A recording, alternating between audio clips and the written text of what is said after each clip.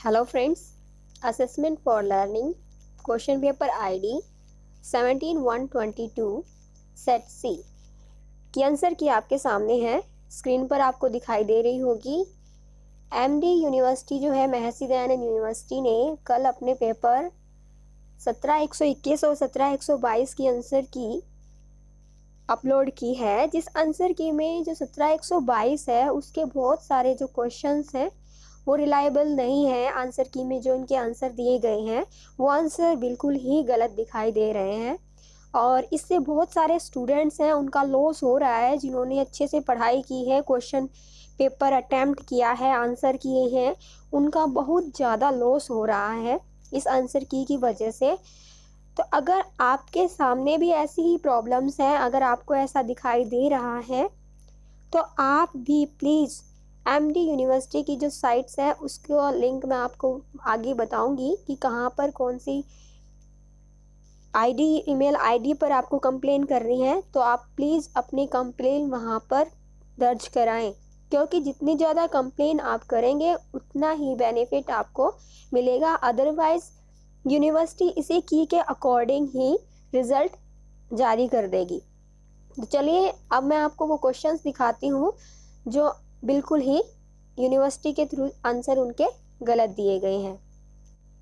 तो यहाँ पे देखिए, पहला क्वेश्चन है, in 2 semester system of examination students are evaluated half yearly at the end of year, thrice a year, every 2 months. तो यहाँ पे ये क्वेश्चन जो है उसका आंसर होना चाहिए हाफ ईयरली, लेकिन यूनिवर्सिटी की जो साइट है जो आंसर की है उसके अकॉर्डिंग थ्राइस ए ईयर दिया हुआ है। दैट इज़ नॉट रीजनेबल, ये क्वेश्चन सही नहीं है। फिर उसके बाद है, परीक्षा में लचीलापन लागू करने के कारण क्या है। ये क्वेश्चन भी यहाँ पे सही नहीं है, क्योंकि परीक्षा में लचीलापन जो लागू किया जाता है वो इसलिए किया जाता है क्योंकि जो लर्नर्स हैं उनकी डिफरेंट नेचर होते हैं, उनके अकॉर्डिंग ही हम यहाँ पर लचीलापन लागू करते हैं। फिर उसके बाद थर्ड क्वेश्चन है, यहाँ पे देखिए ऑप्शंस क्या हैं और हिंदी में ऑप्शंस क्या हैं। दोनों ऑप्शंस अलग अलग हैं। पूछा गया है कि मॉडर्न आईसीटी एग्जाम्पल कौन सा नहीं है। तो यहाँ पे मॉडर्न आईसीटी एग्जाम्पल नहीं होना चाहिए रेडियो, अकॉर्डिंग इंग्लिश ऑप्शंस, लेकिन हिंदी में ये ऑप्शन है ही नहीं। उसके बाद है, formative assessment is done during. तो यहाँ पे जो है eight the end of session, eight the end of units, eight the end of semester, in all cases. तो फॉर्मेटिव असेसमेंट जो होता है वो eight the end of unit होना चाहिए, ना कि सेशन। और सेशन और सेमेस्टर की बात हम करते हैं तो वहाँ पे समेटिव असेसमेंट होना चाहिए। ठीक है, ये यहाँ पे क्वेश्चंस जो हैं जिनके आंसर यहाँ पे दिए गए वो सही नहीं लग रहे हैं।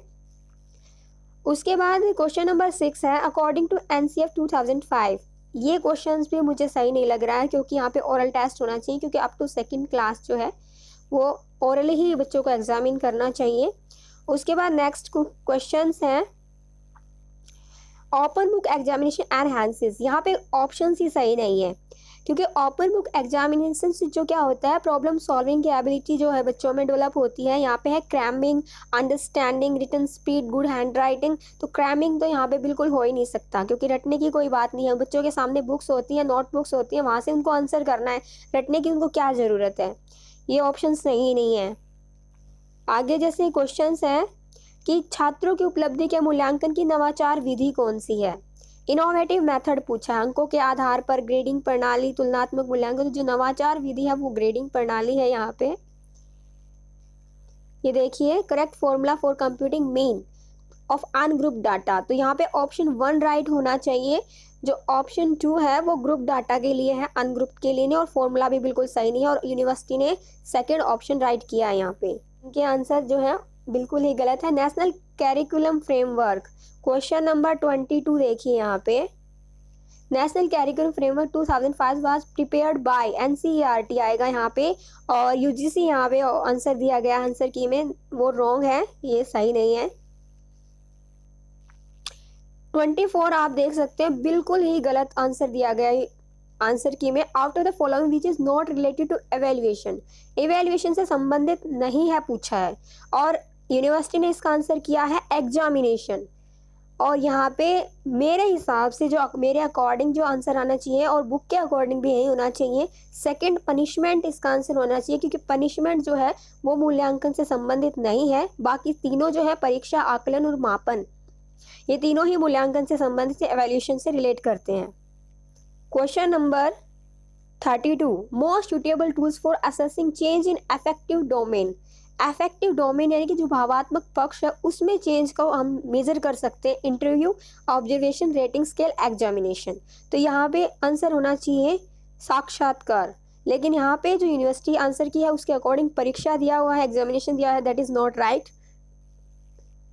क्वेश्चन नंबर 35 जो है, cumulative records of a student includes, संचित जो अभिलेख है वो क्या क्या इंक्लूड करते हैं, non educational achievement, academic, related of to personal, all of these. तो यहाँ पे आंसर ऑल ऑफ दीज होना चाहिए, क्योंकि कम्युलेटिव रिकॉर्ड्स जो होते हैं शैक्षिक, अशैक्षिक और व्यक्तित्व सभी को ही रिकॉर्ड करते हैं। तो यहाँ पे ऑल ऑफ दीज आना चाहिए आंसर, लेकिन यूनिवर्सिटी ने यहाँ पर ओनली अशैक्षिक उपलब्धि रखा है।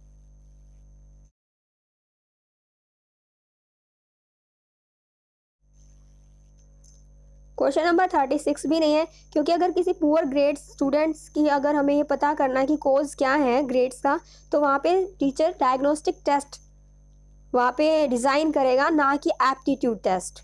तो यूनिवर्सिटी ने यहाँ पे एप्टीट्यूड दिया है, दैट इज़ रॉन्ग। फिर वहीं पे ट्रेडिशनल सिस्टम वाला 48 क्वेश्चन देखिए, ट्रेडिशनल सिस्टम है of examination, students are evaluated at the end of academic session every 2 months, thrice a year, half yearly. तो यहाँ पर भी थ्राइस ए ईयर दिया गया यूनिवर्सिटी ने, at the end of academic session होना चाहिए, क्योंकि ट्रेडिशनली यही होता था।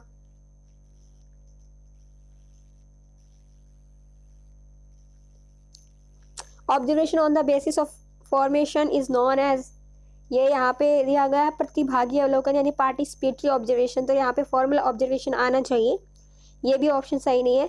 तो मोस्टली क्वेश्चंस ऐसे हैं जिनके ऑप्शंस, यानी कि आप ये कह सकते हैं 30% क्वेश्चंस ऐसे हैं जिनके ऑप्शंस और जो आंसर की में जो आंसर दिए गए हैं वो सही नहीं है, या फिर ऑप्शन ही सही नहीं है। तो यूनिवर्सिटी ने इस पर एक्शन लेना चाहिए, इसे दोबारा से चेक करना चाहिए, और वो तभी होगा जब आप कंप्लेन करेंगे। सो स्टूडेंट्स, अगर आपको किसी भी तरह की प्रॉब्लम्स हैं आंसर की में, जो भी आपको लगता है, तो आप ऑनलाइन exam@mdu.ac.in पर अपनी प्रॉब्लम्स जो है, अपनी शिकायत जो है वो दर्ज करा सकते हो। ठीक है स्टूडेंट्स, आपने आंसर की जो अच्छे से मैच की होगी और उसमें जो भी प्रॉब्लम्स आप लग रही हैं, तो आप ज़रूर मेल करके अपनी शिकायत करिए, ताकि एमडी यूनिवर्सिटी इस पर एक्शन ले और दोबारा से रीचेक करें आंसर की को और दोबारा से अपलोड करें।